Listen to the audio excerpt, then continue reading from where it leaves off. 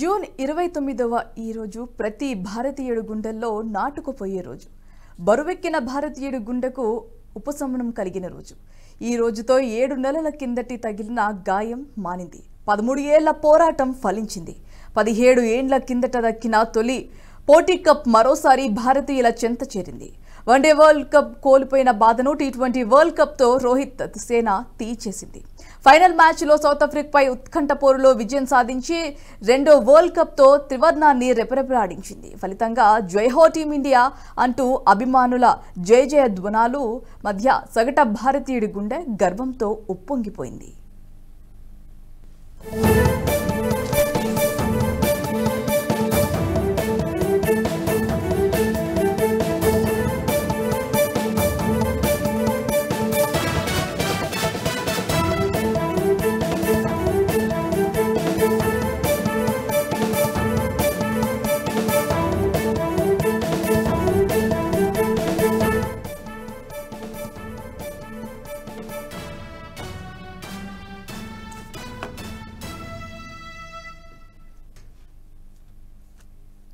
Team India cup కొట్టింది. T20 world cup 2024 champions గా భారత్ నిలిచింది. బార్బడోస్ వేదికగా జరిగిన ఫైనల్ మ్యాచ్లో 7 పరుగుల తేడాతో దక్షిణాఫ్రికాను ఓడించిన భారత్ రెండోసారి టీ20 వరల్డ్ కప్ టైటిల్ను ముద్దాడింది. టాస్ గెలిచి తొలుత బ్యాటింగ్ చేసిన భారత్ నిర్మిత 20 ఓవర్లలో 6 వికెట్ల నష్టానికి 176 పరుగులు చేసింది. 177 పరుగుల లక్ష్యంలో బరిలోకి దిగిన దక్షిణాఫ్రికా నిర్ణీత 20 ఓవర్లలో 8 వికెట్లు కోల్పోయి 169 పరుగులు మాత్రమే చేయగలిగింది. భారత్ బౌలర్లలో జస్ప్రీత్ బుమ్రా, హర్షదీప్ సింగ్, హార్దిక్ పాండ్యా అద్భుతమైన ప్రదర్శన కనబరిచారు. హార్దిక్ పాండ్యా 3 వికెట్లతో సత్తా చాటగా బుమ్రా, హర్షదీప్ సింగ్ తలో 2 వికెట్లు పడగొట్టి భారత్ విజయంలో కీలక పాత్ర పోషించారు. ఇక మ్యాచ్ పై పూర్తి విశ్లేషణను మా న్యూస్ ఎడిటర్ రాజు, ఎగ్జిక్యూటివ్ ఎడిటర్ శివప్రసాద్ అందిస్తారు. Over to you sir. Yes, thank you Bharati. Good morning everyone. భారత జట్టు ఒక అద్భుతమైనటువంటి విజయాన్ని నమోదు చేసింది. ఇది మామూలు విజయం కాదు. ఇప్పుడు 1983లో కపిల్ దేవ్ సారథ్యంలో మొట్టమొదటిసారిగా ప్రపంచ కప్ ను గెలుచుకోవడం, ఆ తర్వాత 2007లో ఎంఎస్ ధోని సారథ్యంలో మొదటిసారిగా టీ20 వరల్డ్ కప్, తర్వాత మళ్ళీ మన అందరం చూసాం 2011లో మళ్ళీ ధోని కెప్టెన్సీలోనే వరల్డ్ కప్ సాధించడం జరిగింది. ఆ తర్వాత చాలా సార్లు దీనికంటే ముందు వన్డే వరల్డ్ కప్ కూడా జరిగింది. ఫైనల్ దాకా వెళ్ళగలిగాం. బట్ అన్ఫార్చునేట్లీ ఫైనల్లో ఆస్ట్రేలియా చేతిలో ఓడిపోవడం. బట్ ఎట్టకేలకు మరొకసారి అద్భుతమైనటువంటి విజయాన్ని సాధించినటువంటి భారత జట్టుకు అభినందనలు తెలియజేస్తూ మరింత లోతైనటువంటి విశ్లేషణ అందించడానికి నాతో జాయిన్ అవుతున్నారు ఎగ్జిక్యూటివ్ ఎడిటర్ శివప్రసాద్ గారు. శివప్రసాద్ గారు,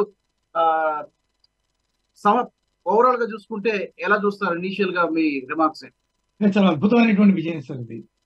బికాజ్ ఎందుకంటే రోహిత్ శర్మ కెప్టెన్ చేసిన తర్వాత జరిగినటువంటి పరిణామాలు, టీం అప్పటికే 2 వర్గాలుగా దాదాపు విడిపోయి ఉండడం, విరాట్ కోహ్లీ పదవి నుంచి, కెప్టెన్సీ నుంచి అతన్ని పక్కకి తప్పించినటువంటి విధానం కోహ్లీని చాలా బాధించింది. దాదాపు కోహ్లీ చాలా సీరియస్ గా దాన్ని తీసుకుని విపరీతంగా మానసికమైనటువంటి వ్యతపడి రోహిత్ శర్మతో అది ఒక వ్యక్తిగతమైనటువంటి వైరం లాగా భావించినటువంటి సందర్భం కూడా ఏర్పడింది. మరోవైపు టీం కూడా 2గా విడిపోయింది. కోహ్లీ వర్గం అలాగే రోహిత్ శర్మ వర్గంగా విడిపోయినటువంటి పరిస్థితి. అట్లాంటి పరిస్థితుల్లో జట్టు మొత్తాన్ని ఒక తాటి మీదకి తీసుకురావడం, కోహ్లీకి తనకి మధ్య విభేదాలు ఏమైనా ఉంటే ఒకవేళ అవి కల్పితమైనవి కావచ్చు, సందర్భానుసారంగా ఏర్పడినవి కావచ్చు, వాటన్నిటిని తప్పించడం, పక్కకి నెట్టి వాటన్నిటినీ కోహ్లీ నువ్వు కూడా నాతో పాటు సమానమే, నీ పట్ల నాకు ఎట్లాంటి భేదభావము లేదు, మన ఇద్దరం కలిసి పనిచేద్దాం అని చెప్పి ఒప్పించేటటువంటి సౌహార్దాన్ని రోహిత్ శర్మ చూపించాడు. ఈవెన్ నిన్న ప్రెస్ కాన్ఫరెన్స్ లో ఫైనల్ కి ముందు జరిగినటువంటి ప్రెస్ కాన్ఫరెన్స్ సందర్భంగా రోహిత్ శర్మని సెమీఫైనల్ విజయం సాధించిన తర్వాత అడిగినప్పుడు కోహ్లీ ఫామ్ మిమ్మల్ని బాధిస్తోంది అని ప్రశ్నించినప్పుడు మేము అసలు దాని గురించి ఆలోచించట్లేదు. కోహ్లీ క్లాస్ చాలా గొప్పది, అద్భుతమైనటువంటి ఆటగాడు అతను. ఫామ్ అనేది శాశ్వతం కాదు, కానీ క్లాస్ అనేది గొప్పది. ఎప్పుడు అట్లాంటి క్లాస్ బ్యాట్స్మెన్ కోహ్లీ ఫైనల్ కోసం తన ఆర్మరీ అంతా, తన అమ్ముల పదిని మొత్తాన్ని దాచిపెట్టుకుని ఫైనల్ చూపిస్తాడని నేను ఆశిస్తున్నానన్నాడు. అట్లా కోహ్లీ చాలా తక్కువ దిగిపోయినటువంటి పరిస్థితుల్లో, మానసికంగా కుంగిపోయినటువంటి పరిస్థితుల్లో, తీవ్రంగా విమర్శ వచ్చినటువంటి పరిస్థితుల్లో కోహ్లీని వెనకేసుకురావడం ద్వారా రోహిత్ శర్మ ఒక గొప్ప సంపద మూట కట్టుకోగలిగాడు. కోహ్లీ లాంటి ఒక అద్భుతమైనటువంటి బ్యాట్స్మన్ ని ఆ సంపదగా పరిగణిస్తే దాన్ని నిలబెట్టుకోగలిగాడు.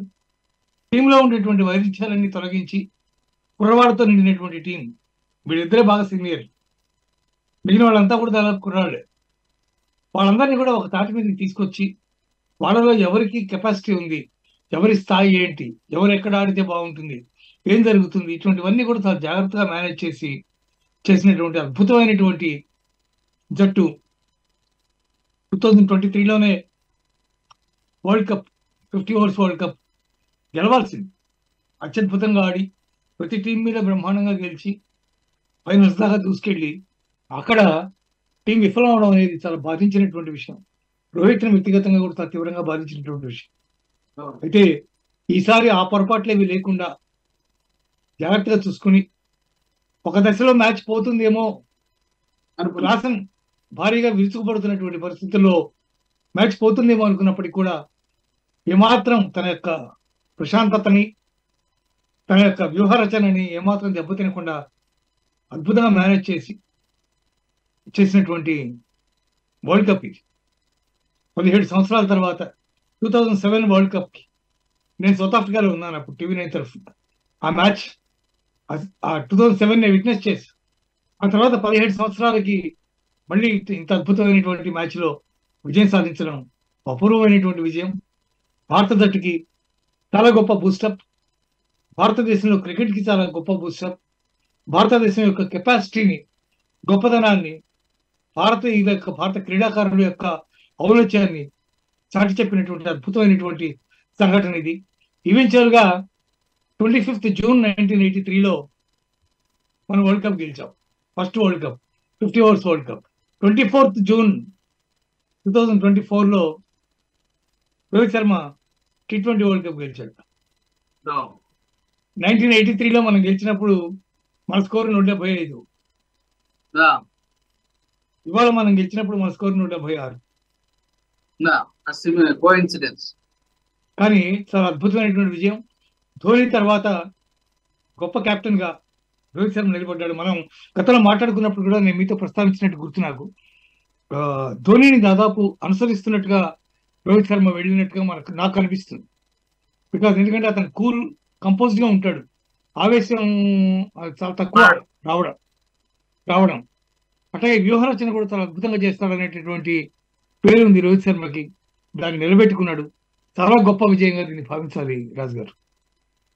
అయితే శివప్రసాద్ గారు, భారత విజయానికి 5 ప్రధాన కారణాలు మనం చూసుకుంటే, ఒకటి మొదట బ్యాటింగ్ చేశారు కాబట్టి విరాట్ కోహ్లీ ఇన్నింగ్స్, అండ్ ఇప్పుడు మీరు చెప్పినట్టుగా రోహిత్ శర్మ క్యాప్టెన్సీ, హార్దిక్ పాండ్యా సరైనటువంటి సమయంలో ఆ చివరి ఓవర్ కానివ్వండి, అంతకు ముందు కానీ సరిగ్గా అతను వేయడం కానివ్వండి, సూర్యకుమార్ యాదవ్ ఆ బౌండరీ లైన్ దగ్గర పట్టినటువంటి నభూతో నా భవిష్యత్ అన్నట్టు నేనైతే చెప్తాను ఆ క్యాచ్ కానివ్వండి, and behind the team coach Rahul Dravid, వీళ్ళందరూ ఈ 5 ప్రధానమైనటువంటి కారణాలు నాకు కనిపిస్తున్నాయి. దీంట్లో ఒక్కొక్క దాని గురించి మనం బ్రీఫ్ గా మనం అనలైజ్ చేసుకుంటూ వెళ్తే, ముందుగా కోహ్లీ ఇన్నింగ్స్ గురించి, మొత్తం సిరీస్ అంతా కూడా వరల్డ్ కప్ మొత్తం ఫెయిల్ అయ్యారు.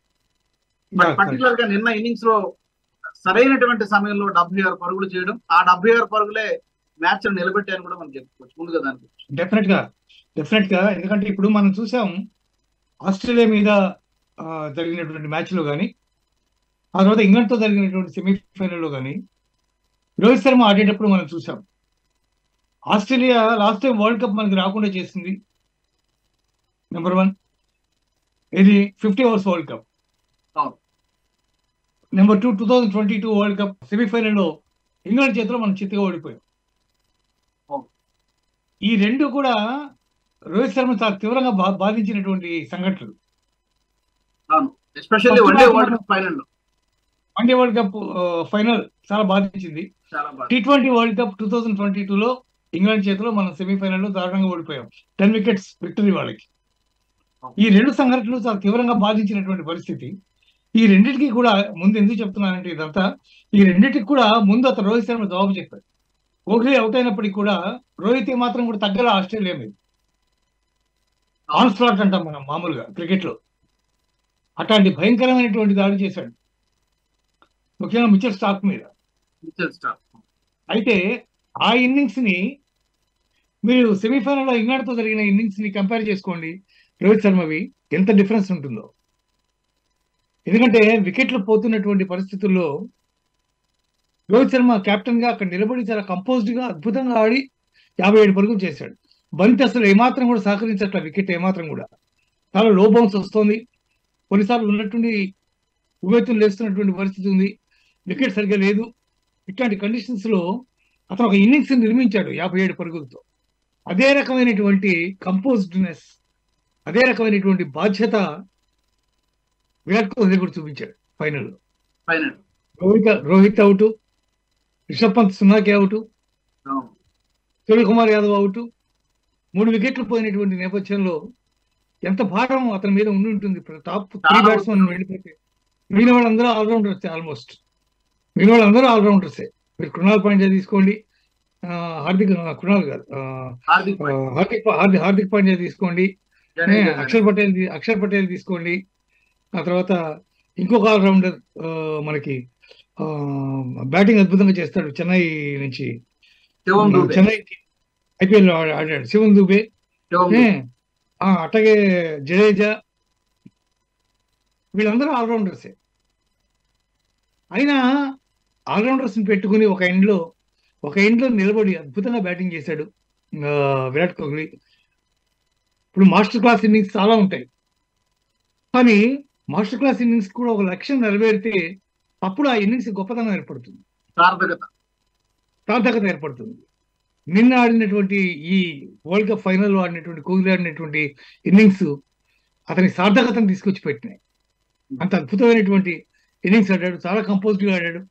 భారీ షాట్స్కి ఎక్కువ పోకుండా మరీ అవసరమైన చోట మాత్రమే భారీ షాట్లు కొడుతూ చాలా జాగ్రత్తగా ఇన్నింగ్స్ని బిల్డప్ చేశాడు. One of the best innings of Virat Kohli. World cup తేవడానికి చేసినటువంటి ఈ ఎఫర్ట్లో చేసినటువంటి ఇన్నింగ్స్ డెఫినెట్గా అతని జీవితంలో మర్చిపోయే ఇన్నింగ్స్ కాదు. ఎందుకంటే వరల్డ్ కప్ సంపాదించి పెట్టినటువంటి ఇన్నింగ్స్ కాబట్టి one of the best innings of Virat Kohli అని చెప్పచ్చు. Number 1. Number 2, Rohit Sharma captaincy.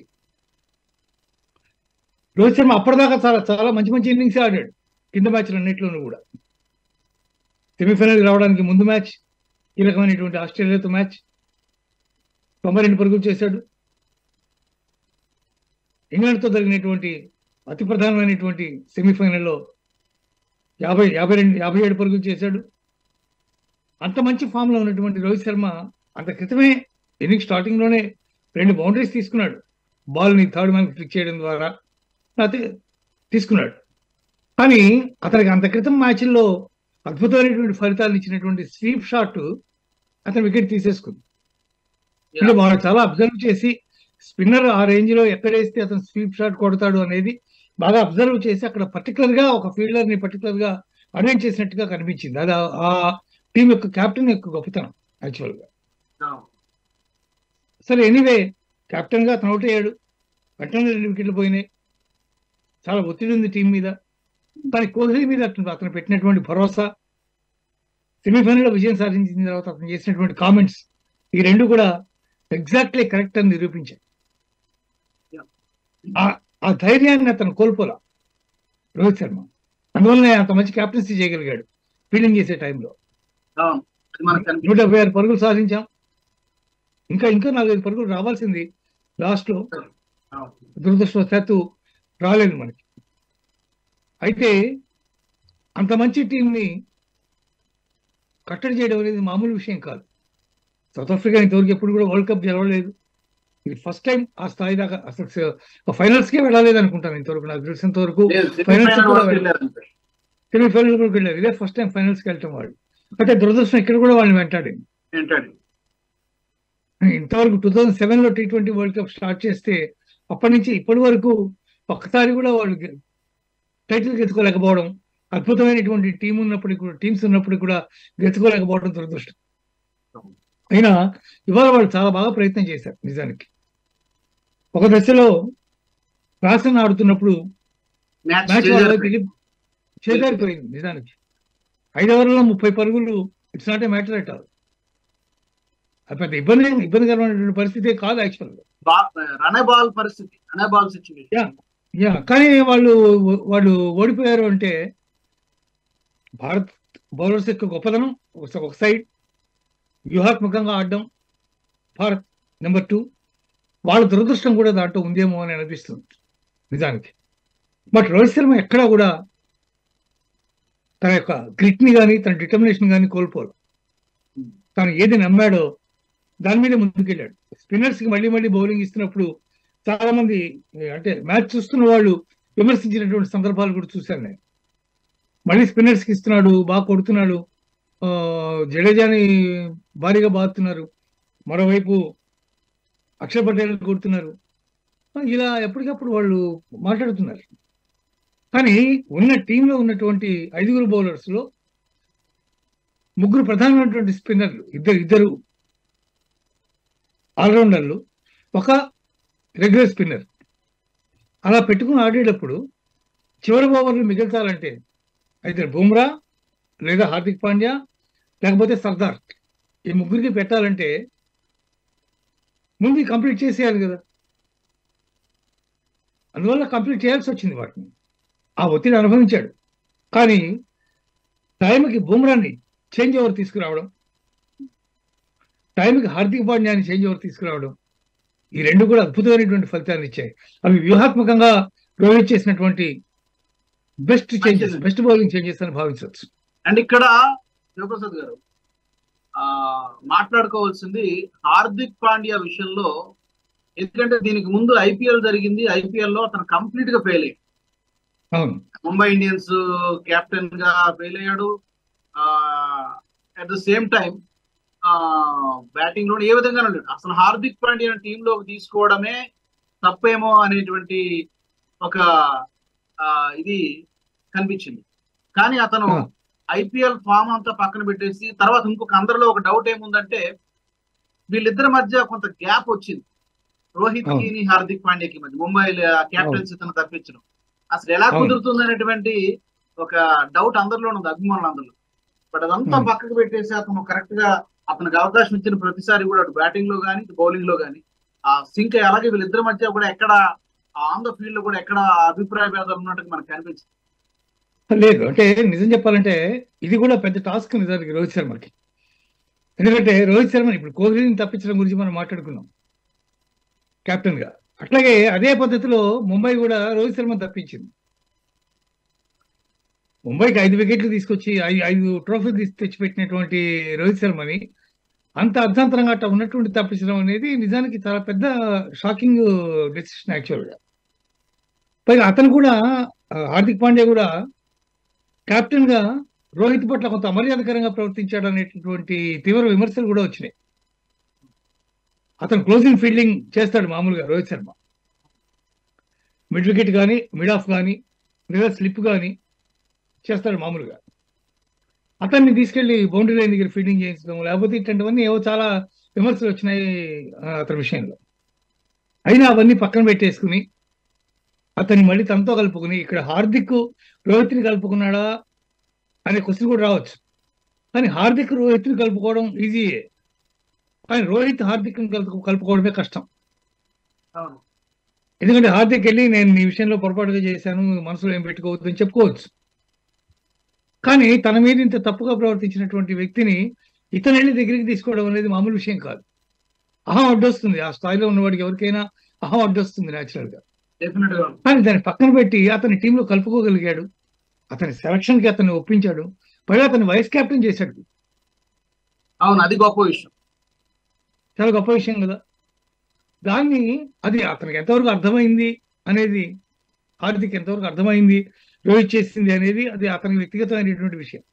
కానీ ఈ perform well throughout the tournament. ముఖ్యంగా అంటే బౌలింగ్ లో కొన్నిసార్లు ధారాళంగా పరుగులు ఇచ్చేశాడు. స్వతహాగా అతనికి ఉన్నటువంటి ప్రాబ్లమే అది. అతను ఎంత గొప్పగా ఒక్కోసారి బ్రేక్ త్రూ ఇచ్చి వరుసగా 2-3 వికెట్లు ఒక్కోసారి తీస్తాడో అంత భారీగా పరుగులు ఇస్తాడు.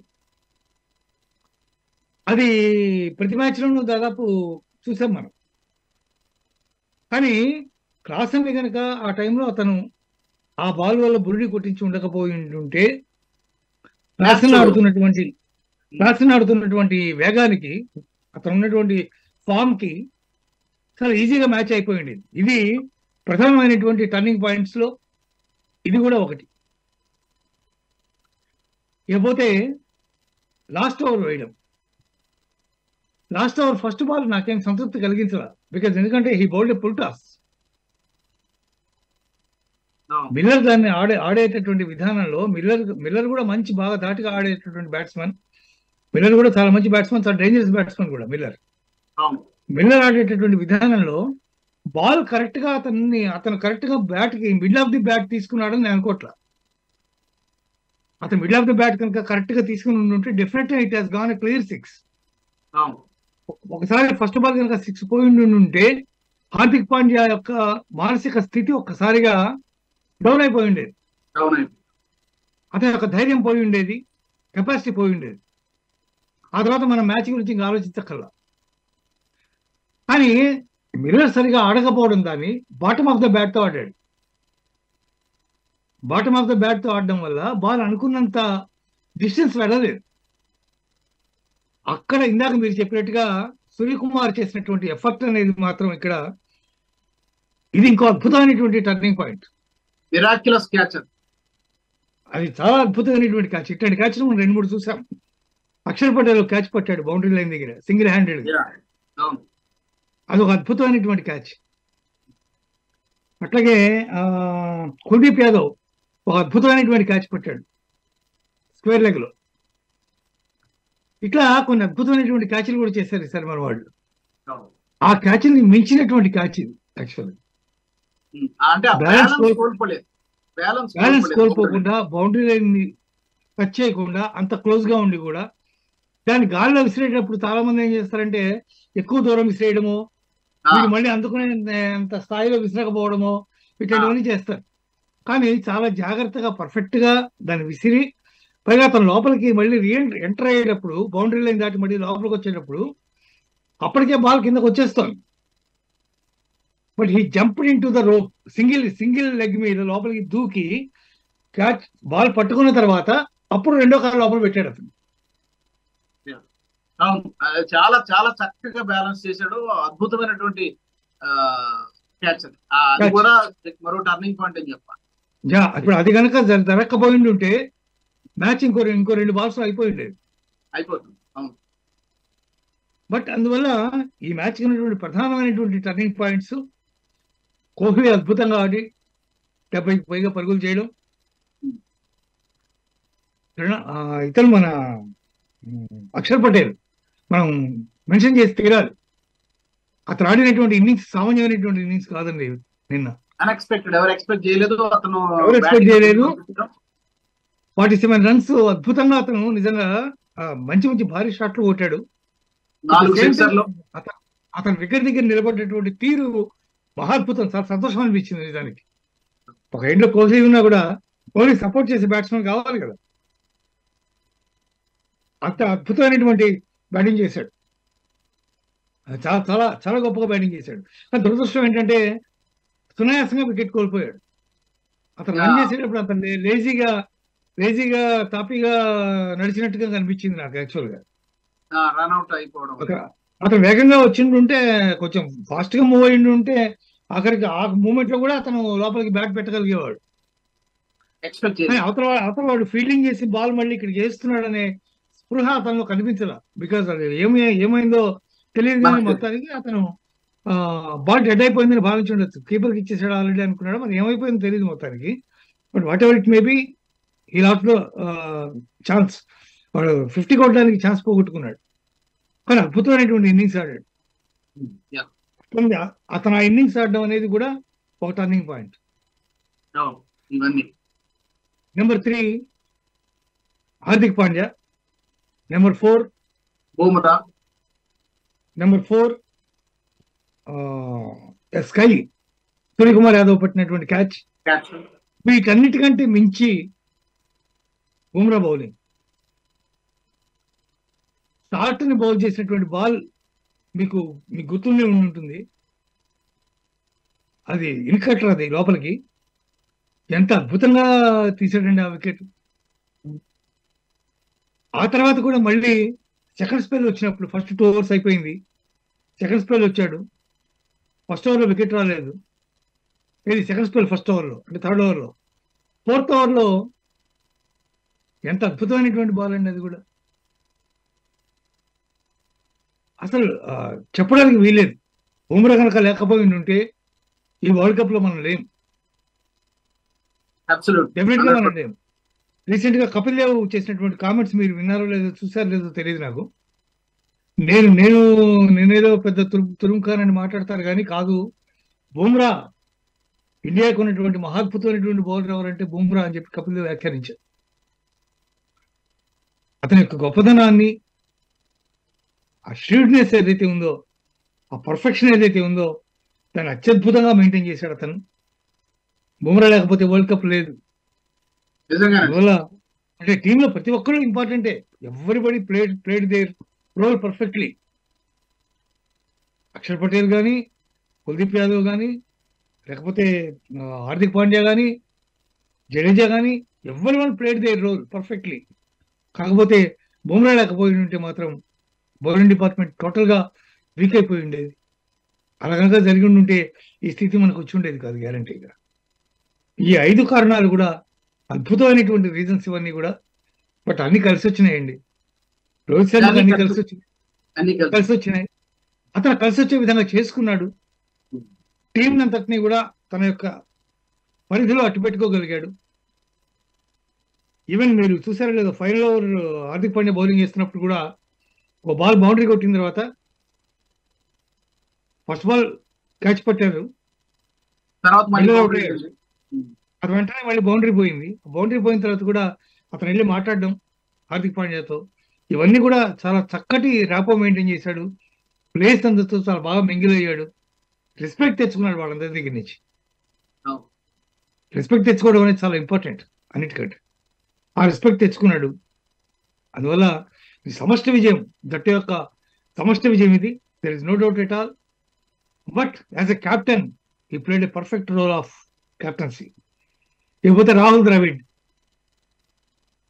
ఎప్పుడు కూడా అద్భుతమైనటువంటి గిఫ్ట్ ఇచ్చారు. నాకు దాని మీద నమ్మకం లేదన్నాడు ద్రవిడ్. యాక్చువల్గా నాకు అట్లాంటి అంశాల మీద నాకు నమ్మకం లేదు, అట్లాంటి విషయాల మీద నాకు నమ్మకం ఉండదు. నేను అటువంటి వాటిని నమ్మను. నేను ఎవరో ఒకళ్ళ కోసం ఆడడం కాదు, టీం కోసం ఆడాలి అని అతను ఒక వ్యక్తిగా, ఒక అద్భుతమైనటువంటి గొప్ప బ్యాట్స్మెన్ గా భారత క్రికెట్ కి తను కూడా ఒక తలమానికం లాంటి ఒక ప్లేయర్ కాబట్టి అతను చాలా ఒబిడియంట్ గా మాట అన్నాడు. కానీ ఇండియన్ క్రికెట్ టీం రాహుల్ ద్రవిడ్కి డెఫినెట్ గా they have given a gift. ఇంకో ఆశ్చర్యకరమైన విషయం ఏంటంటే మహేంద్ర సింగ్ ధోని కూడా 7వ తారీఖు అతని బర్త్డే. ఇది ఈ విజయం నాకు బర్త్డే గిఫ్ట్ ఇచ్చింది ఇండియన్ టీం అన్నాడు.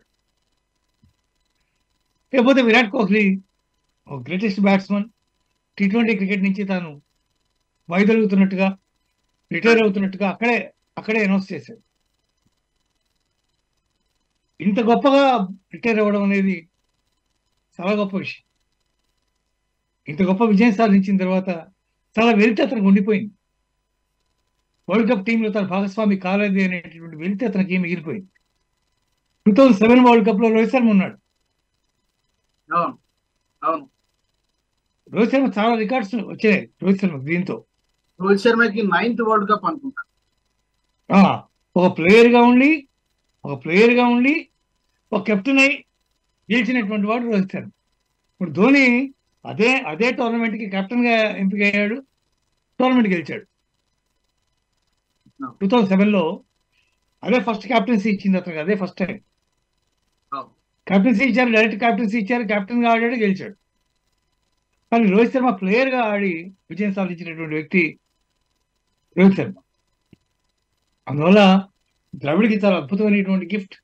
తొందరలో అతను ఆ పదవి నుంచి అవతలకి వెళ్ళిపోతున్నాడు. వరల్డ్ కప్ వరకే అతని కాంట్రాక్ట్ ఉంది. ఆ తర్వాత కొత్త కోచ్ బాధ్యతలు స్వీకరిస్తారు.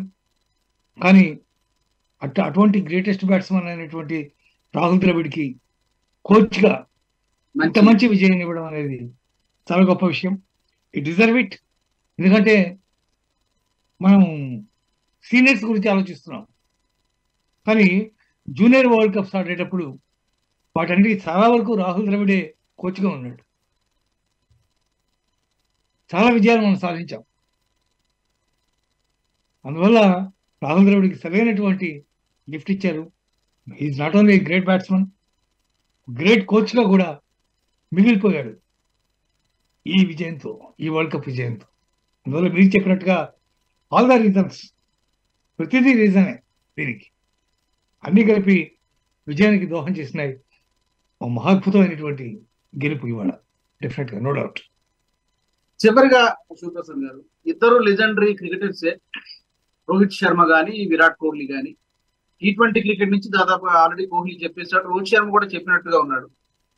అయితే ఇక రోహిత్ శర్మకి ఏజ్ కూడా 37, కోహ్లీకి 35. మిగిలిన రెండు ఫార్మాట్లలో కూడా వన్డే కానీ టెస్ట్గా కానీ మరొక ఎంతకాలం పాటు వాళ్ళు మనము ఫీల్డ్ లో చూడొచ్చు? అంటే కోహ్లీ బహుశా నెక్స్ట్ వరల్డ్ కప్ కూడా ఆడతాడేమోనని నాకు అనిపిస్తోంది. ఒక రిటైర్మెంట్ అనౌన్స్ చేసే ఉద్దేశం ఉంటే ముందే అనౌన్స్ చేసేసేవాడు. ఇవాళ ఒక డయాస్ మీద వేదిక మీద చెప్పినప్పుడు అది కూడా ఇప్పుడు చెప్పేసి ఉండేవాడు. అది చెప్పలేదు అంటే definitely he will continue as a test cricketer and 50 overs cricket one day. పోతే రోహిత్ శర్మ, లేకపోతే రోహిత్ లాస్ట్ టైం ఒక 2 నెలల క్రితం అనుకుంటా మాట్లాడినప్పుడు ఒక మాట చెప్పాడు, చాలా ఓపిక ఉన్నంత వరకు సామర్థ్యం ఉంది, డెఫినెట్ గా నేను క్రికెట్ ఆడతాను, ఇంకా నా మంచి క్రికెట్ ఉంది, ఇంకా నేను ఆడతాను అని చెప్పి అన్నాడు. కపిల్ దేవ్ ఇవాళ మనం చూసినటువంటి విషయాలు కూడా కొన్ని నేను మీతో చెప్పాలనుకున్నా, మర్చిపోయాను. కపిల్ దేవే మాట్లాడుతూ రోహిత్ శర్మ అట్లాగే విరాట్ కోహ్లీ ఇద్దరి గురించి మాట్లాడుతూ, అతను చాలా ఫిట్, చాలా ఫిట్, అతను ఫిట్నెస్ ఫెనటిక్, అతను కోహ్లీ చాలా కాన్సన్ట్రేట్ చేస్తాడు, చాలా యాక్టివ్గా ఉంటాడు, చాలా అద్భుతంగా ఉంటాడు. కానీ రోహిత్ శర్మ కొంచెం లావుగా ఉన్నాడనో లేకపోతే కొద్దిపాటి పొట్ట ఉందనో రోహిత్ శర్మ ఏం చేయడాని అనుకుంటే చాలా పొరపాటు. అతను కేవలం అది ఒక లక్ష్యంగా పెట్టుకుని చేసేవాడు కోహ్లీ. అది తనకి ఎంతవరకు ఉపయోగమో అంతవరకు చేసేవాడు రోహిత్ శర్మ. కాబట్టి రోహిత్ శర్మ ఏమి ఆ విషయంలో ఫిట్నెస్ తక్కువ ఉందని అనుకోవడానికి వీల్లేదు. అతని మూవ్మెంట్ కానీ, ట్రిప్లో క్యాచ్ని పట్టే విధానం కానీ, అతని ఫాస్ట్నెస్ కానీ, ఇవన్నీ కూడా మిగిలిన ప్లేయర్స్ అందరికీ ఎంత వేగంగా ఉంటాయో అంతే వేగంగా ఉంటాయి రిఫ్లెక్షన్స్. అంత మాత్రాన రోహిత్ ఏదో ఫిట్నెస్ లేదు రోహిత్ అని చెప్పి మాట్లాడడం కరెక్ట్ కాదు. Is also very fit, is also capable of doing what Kohli is doing in the team అని చెప్పి కపిల్ వ్యాఖ్యానించాడు. కపిల్ కూడా చాలా ఫిట్నెస్ చాలా ప్రధానంగా చూసే వ్యక్తి. ఆ రోజు ఎట్టా ఉన్నాడు 1983లో, ఈ రోజు కూడా అదే ఓపికతో అదే రకమైనటువంటి దీంతో ఉన్నాడు కపిల్ దేవ్. అందువల్ల రోహిత్ శర్మ మే continue for another 2 years at least. Next world cup వాళ్ళకైనా ఉంటారేమో, ఒకవేళ 50 overs వరల్డ్ కప్ ఉంటారేమో ఒకవేళ. మరి కెప్టెన్ గా ఉంటాడా, రిజైన్ చేస్తాడా, లేకపోతే ఏం చేస్తాడు, అవన్నీ ఇఫ్స్ అండ్ బట్స్. ఇప్పుడు అవన్నీ మనం ఏమి మాట్లాడే పరిస్థితి తెలియదు దాని గురించి. బట్ T20కి మాత్రం ఓ మంచి టీం బిల్డ్ చేశాడు, అది మాత్రం చాలా గొప్ప విషయం. ఎందుకంటే చాలా మంది బయట కూర్చున్నారు. మన మ్యాచ్ అంతా అయిపోయిన తర్వాత రింకు సింగ్ వాళ్ళకి రిజర్వ్ ప్లేయర్ గా వెళ్ళాడు కదా, అతను గ్రౌండ్ లోకి వచ్చి అక్కడ వాళ్ళతో పాటు డాన్స్ చేయడం, అవన్నీ కూడా చాలా విజువల్స్ అవి మనం చూసాం. అంటే యశస్వి జైస్వాల్ ఒక మ్యాచ్ కూడా ఆడలేదు, సంజు శాంసన్ ఆడలేదు, అట్లాగే గిల్ ఆడలేదు, శుభ్మన్ గిల్ అసలు లేడు. వీళ్ళు అద్భుతమైనటువంటి ప్లేయర్స్ అందరూ ఉన్నారు బయట. Now it is time to build a new team for the T20, next T20 world cup. ఎవరు సారథ్యం వహిస్తారు, ఏం చేస్తారు, ఎట్లా తీసుకెళ్తారు ఇవన్నీ చూడాలి. కానీ this is a time to build the new T20 team. But నాకు తెలిసినంత వరకు మాత్రం Rohit and Kohli they will continue for next world cup అని అనుకుంటున్నాను. థ్యాంక్ యూ శివప్రసాద్ గారు. మీరు అమెరికాలో ఉన్నప్పటికీ కూడా ఎందుకంటే ఇది ఒక చరిత్రాత్మకమైనటువంటి విజయం. ప్రధాని మోదీ గారు కూడా లేట్ నైట్ అయినా కూడా ఆ విజయం సాధించిన వెంటనే వారు వెంటనే జట్టుకి అభినందనలు తెలియజేయడం. ఐ థింక్ మరిన్ని ఇలాంటి విజయాలు మనం భవిష్యత్తులో చూడాలని కోట్లాది మంది ప్రజలు కోరుకుంటున్నారు. మనం కూడా అదే కోరుకుందాం. మీరు అన్నట్టుగా చూడాలి మరి వీళ్ళిద్దరూ ఎంతకాలం పాటు ఇంకా అంతర్జాతీయ క్రికెట్ లో కొనసాగుతారు. రోహిత్ గాని విరాట్ గాని. అండ్ మనకి బెంచ్ స్ట్రెంత్ కూడా చాలా స్ట్రాంగ్ గా ఉంది కాబట్టి మరిన్ని విజయాలు ఇలాంటి విజయాలు మనం భవిష్యత్తులో చూడాలని మనస్ఫూర్తిగా కోరుకుందాం. NHTV డెఫినెట్ గా this is an inspiration to the young cricketers. Exact 83 world cup గెలిచిన తర్వాత అప్పటిదాకా వన్ డే అంటే ఏంటో మనకు తెలియదు, అంత అద్భుతంగా తెలియదు మనకి గెలిచిన మ్యాచ్ ఏం లేవు. అంత క్రితం వరల్డ్ కప్ లో ఒక మ్యాచ్ కూడా గెలవలేదు. ఏదో ఈస్ట్ ఆఫ్రికా అని ఒక టీం ఉండేది, దాని మీద ఏదో ఒకసారి ఏదో గెలిచినట్టున్నాం అంతే తప్ప మనకు అసలు లేదు, విక్టరీ లేదు. అట్లాంటిది క్రికెట్ అనేది ఒక దైవంగా మారిపోయింది ఇండియాలో 83 వరల్డ్ కప్ గెలిచిన తర్వాత. ఇంకో విషయం కూడా చెప్పాలి, మర్చిపోయాను ఆ విషయం కూడా. నేను ఈ టోర్నమెంట్ లో ఒక్క మ్యాచ్ కూడా ఓడిపోకుండా ఇండియా ఫైనల్స్ గెలిచింది. మీ గతంలో ఎప్పుడైనా ఇట్లాంటి జరిగినట్టు మీకు ఎప్పుడైనా గుర్తుందా? 1985-86 western hedges world championship. 1985 western hedges world championship అని ఉండేది. దాంట్లో గవాస్కర్ కెప్టెన్సీలో ఆస్ట్రేలియాలో ఆడాం మనం. ఆ ఛాంపియన్షిప్ లో కూడా ఒక్క మ్యాచ్ కూడా ఓడిపోకుండా మొత్తం అన్ని గెలిచాం మనం. దాని తర్వాత ఇదే అయితే వరల్డ్ కప్ లో గెలవలేదు. T20 వరల్డ్ కప్ కానీ 50 ఓవర్స్ వరల్డ్ కప్ లో కానీ గెలవలేదు. కానీ వెస్టర్న్ హెడ్జెస్ వరల్డ్ ఛాంపియన్షిప్ లో మాత్రం గెలిచాం గవాస్కర్ కెప్టెన్సీలో. అట్లాంటిది ఇన్ని సంవత్సరాల తర్వాత 1985 తర్వాత ఒక అతి ప్రధానమైనటువంటి టోర్నమెంట్ లో ఆల్ మ్యాచెస్ గెలుచుకుంటూ మన కప్పు గెలుచుకోవడం అనేది ఇక్కడ చెప్పుకోదగ్గ విషయం సార్. మన NHTV తరపు నుంచి కూడా భారత జట్టుకి అలాగే BCCI కూడా మనము కంగ్రాచులేషన్స్ చెప్దాం. Thank you so much Sivaprasad గారు ఫర్ జాయినింగ్ us. ఇలాంటి విజయాలు మరిన్ని సాధించాలని మనం కూడా మనస్ఫూర్తిగా కోరుకుందాం. ది వాల్టి special discussion. Keep watching NHTV. ఈ వీడియో మీకు నచ్చినట్టయితే లైక్ చేయండి, 10 మందికి షేర్ చేయండి. అలాగే కామెంట్ల రూపంలో మీ అభిప్రాయాలను మాతో పంచుకోండి. Nationalist hub group of channels ను సబ్స్క్రైబ్ చేసుకుని తెలుగునాట జాతీయవాద జర్నలిజాన్ని ప్రోత్సహించండి. ఈ వీడియో కింద ఉన్న బెల్ ఐకాన్ పై క్లిక్ చేయడం మర్చిపోవద్దు.